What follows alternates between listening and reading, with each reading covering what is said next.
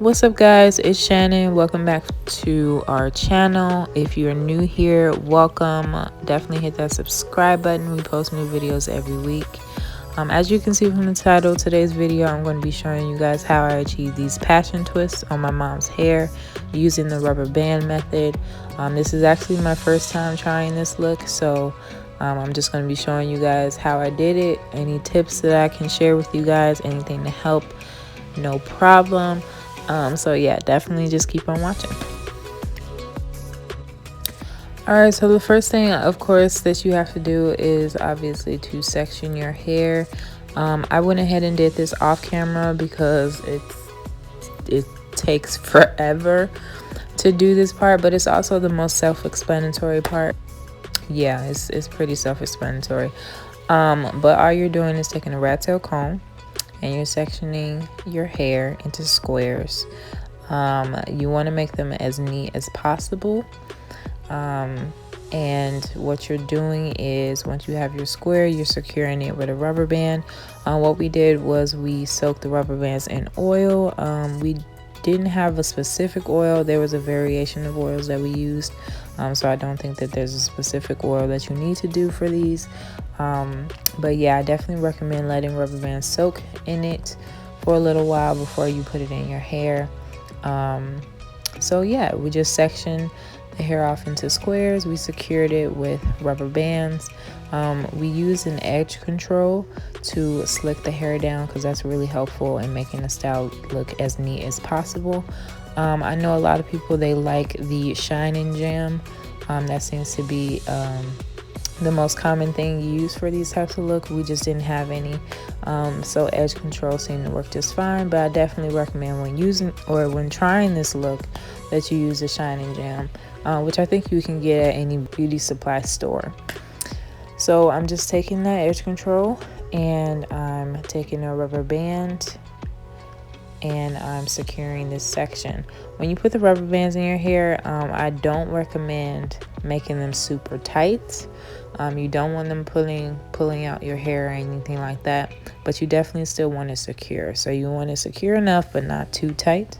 And when you're putting the rubber bands in, definitely try to make sure that no extra hair is getting caught into the rubber band. That happens so easily and it happens so frequently. So every once in a while when you're securing the rubber band on it, just make sure that no extra hair is getting into that rubber band, just to again make sure that each section is as neat as it can possibly be. I didn't count how many squares I made, so sorry, but I pretty much did them in medium-sized squares. Obviously you can do them in whatever size you want. When it comes to the squares, you can do them big, small, medium, or whatever, but I just try to do them in medium-sized squares.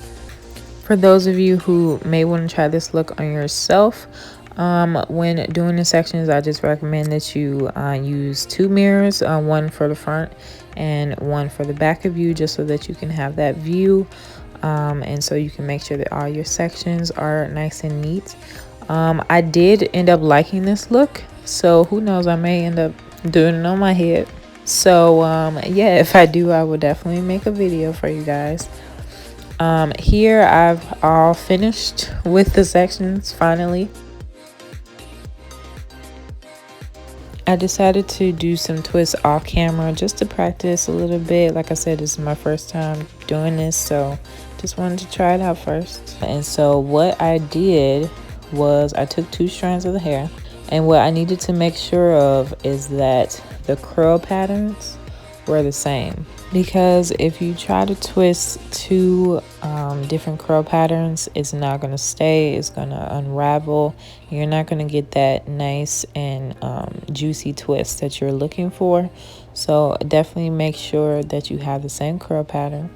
And then obviously what you see I'm doing here is I'm just distressing the strands a little bit, or a lot maybe, but yeah, this helps as well when it comes to twisting them. So I'm just distressing them a little bit.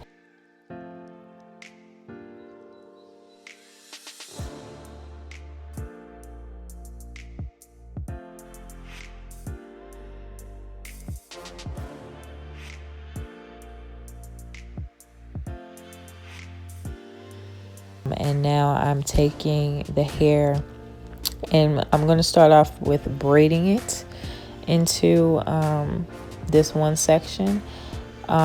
With this, because it's the rubber band method, you want to try making sure that the rubber band isn't showing. And as you can see, this took me quite a few tries, but I found that the grip is what you really want to get.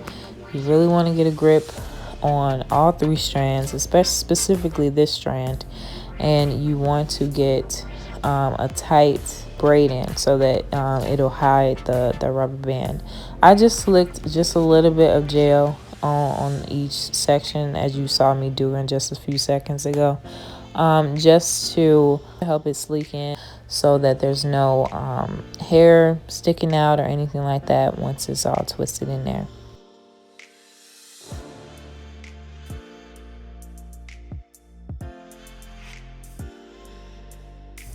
And once I finally get a braid in there, finally got a braid in there without the rubber band showing. Okay, we getting somewhere.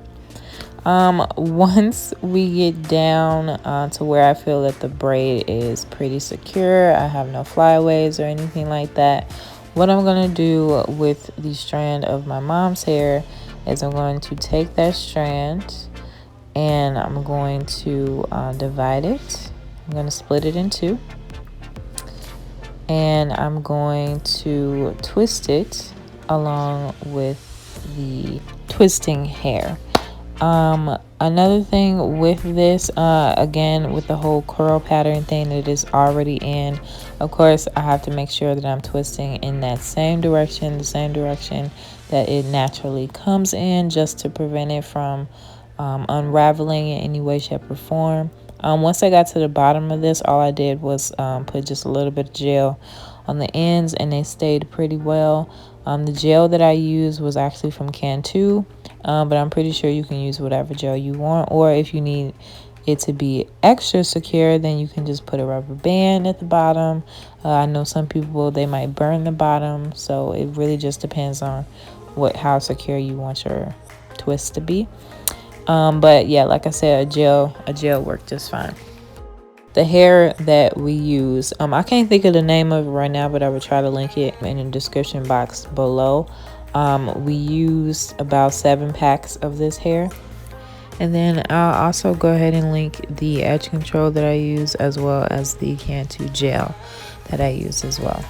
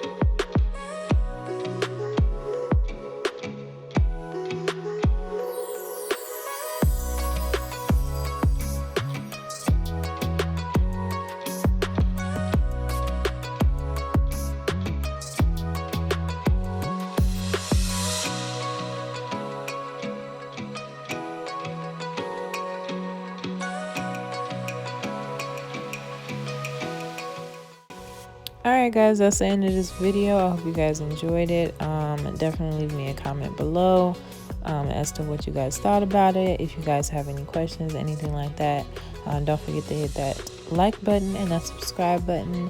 And we will see you guys in our next video. Bye.